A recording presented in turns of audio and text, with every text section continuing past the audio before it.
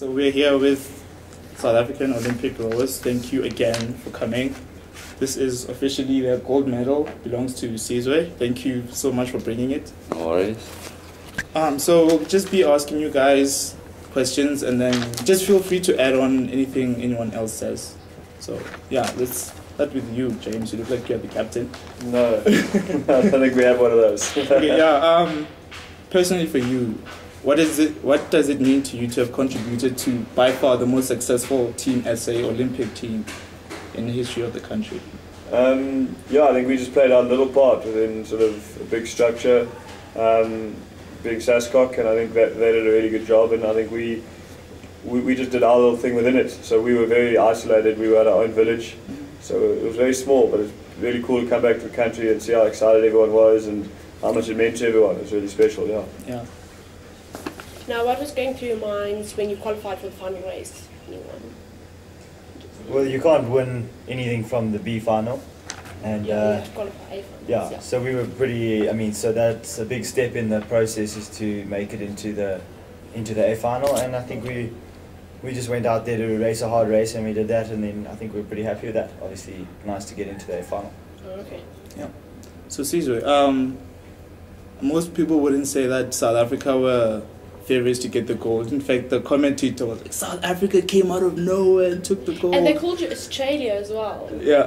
I don't like the comment. Australian comment, and we cut up nowhere. Yeah. Did you feel like underdogs though going into the race? I would say yeah. I mean the big dogs. We knew that it was Danish and the British, but I think we were more worried about Chinese, which we beat in the semi-final, because we came second to them in Lucerne 2 months before it was a World Cup.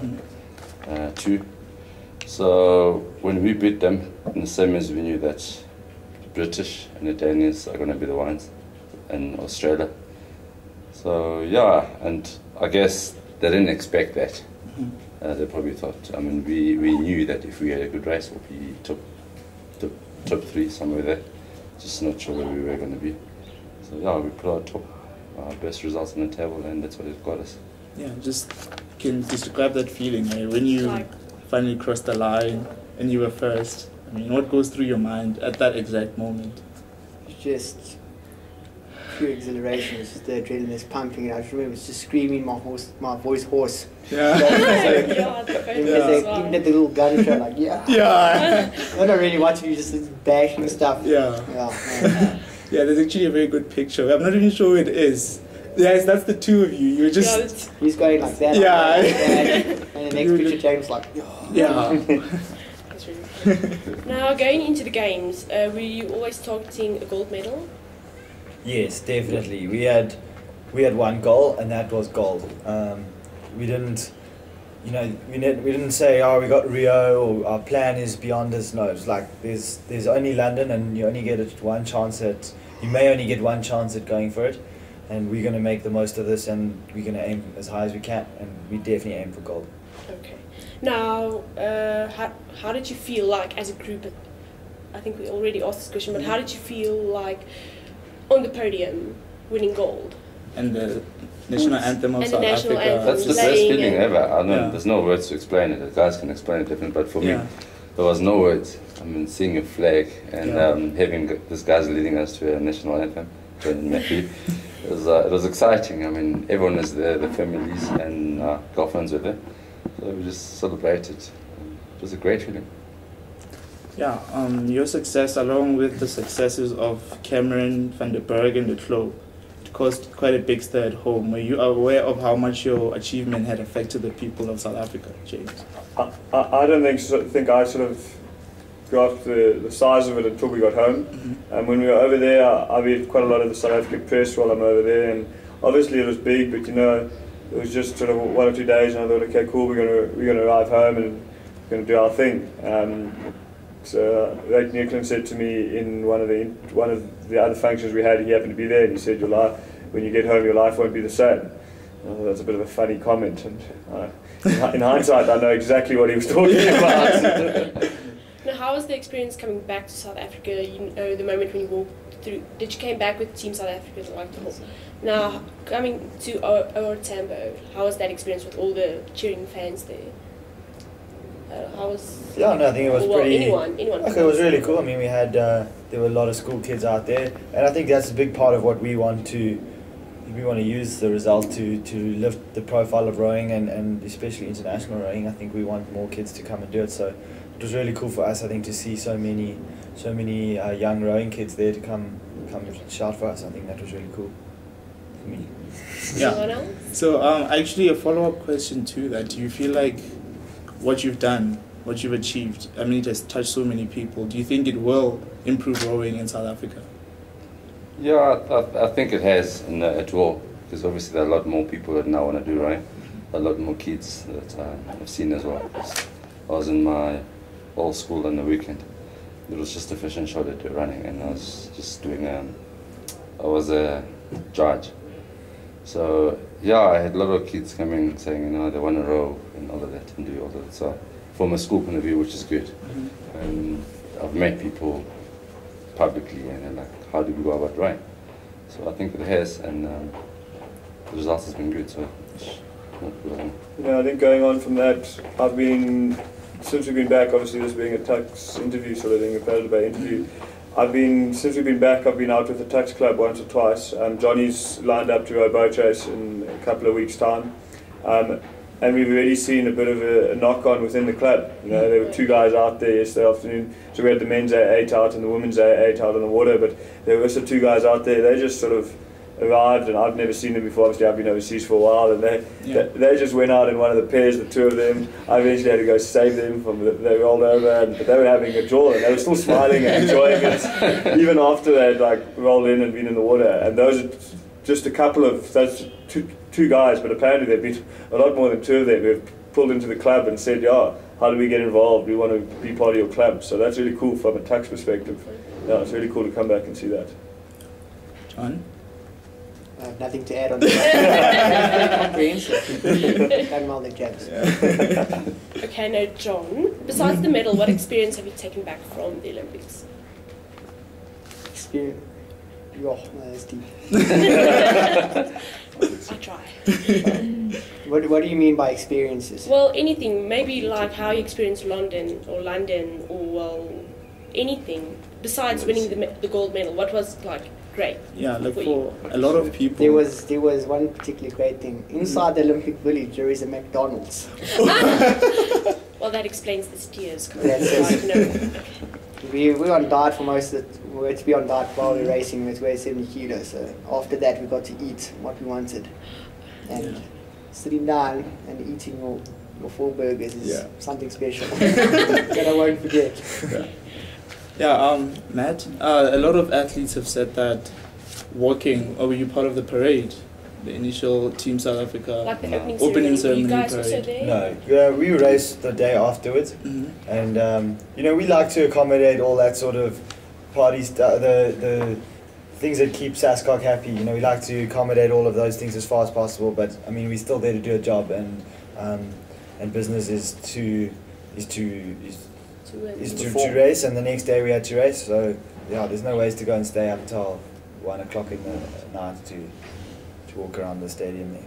I think after Lucerne we sat down and discussed a lot of things that would be different in London compared to a normal regatta. So after the Lucerne World Cup, which was our last one, and one of the guys within our coaching team, Dustin Butler, said to us, he said, the Olympics regatta is just a normal regatta with a circus going on around it. And we took that to heart and thought about it a bit, and so we were lucky enough to fly below the South African media radar, so we didn't have too much distractions coming from that, and we stuck ourselves away up in Zanin, in the place of speed, and we just quietly did our thing up there. And then we went over, and we were lucky enough to be away from the main village and just in our own village around the people that we were used to and amongst our own team. So for us it didn't feel very different, and I think we were incredibly relaxed through it, and I don't think we didn't make it bigger than it was, the Olympics experience. Yeah. I think after our heat we were possibly too relaxed. Yeah. But we were certainly on the money for the semi and the final. Okay, now do you think it's harder or easier for teams than for individuals, like competing at the Olympic Games? I don't think there's no such. It's harder It's basically individuals. I think it's harder for every individual because in a team they're still individuals, so it's all going to be hard for everyone else. But it's how you obviously handle it. And, Yeah, I think personally I find the team environment much better. I find it harder to train by myself and to work by myself. If I've got a team around me, it feels like I can push them and they can push me, and so we get a greater level of motivation. that's advantage of being in a team as well. Yeah, so where to from here, guys? Like, are you thinking about Rio yet, or are you just relaxing for boat now? race. Boat Boat race for race. him. University boat race. That's what I'm All thinking. of us, yeah. TUKS is going to crush at university boat race.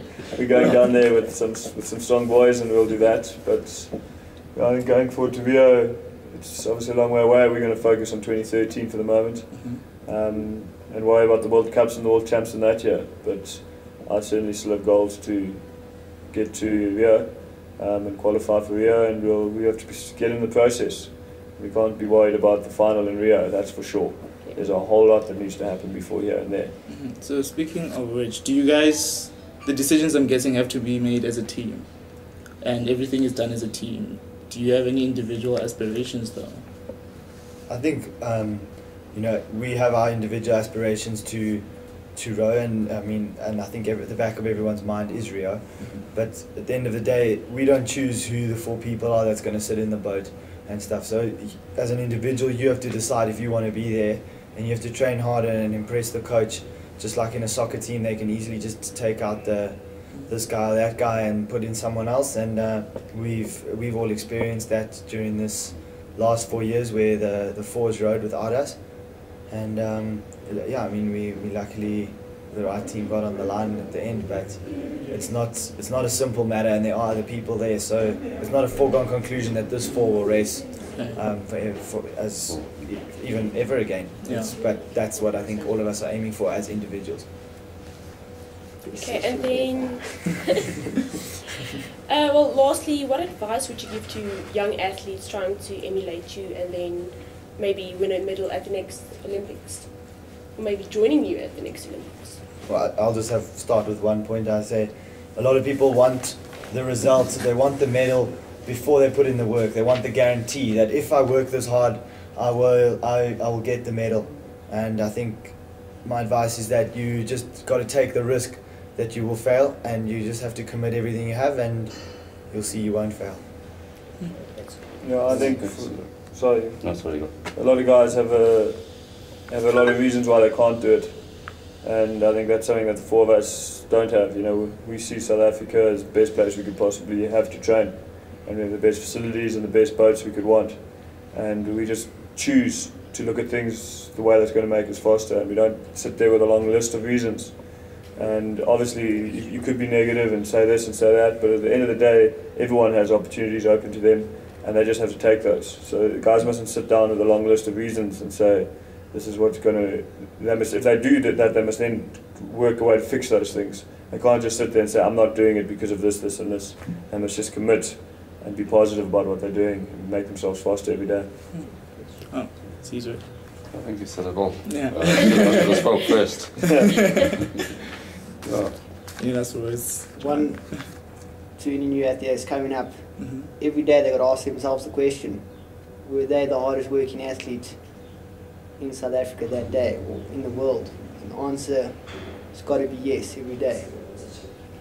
Wow. Yeah. Really cool. Boom. Yeah, well, that's about it. Well, that's Yeah, thank you Thank so you very much much for for your taking the time. time to Thank you, speak to guys. us. Yeah.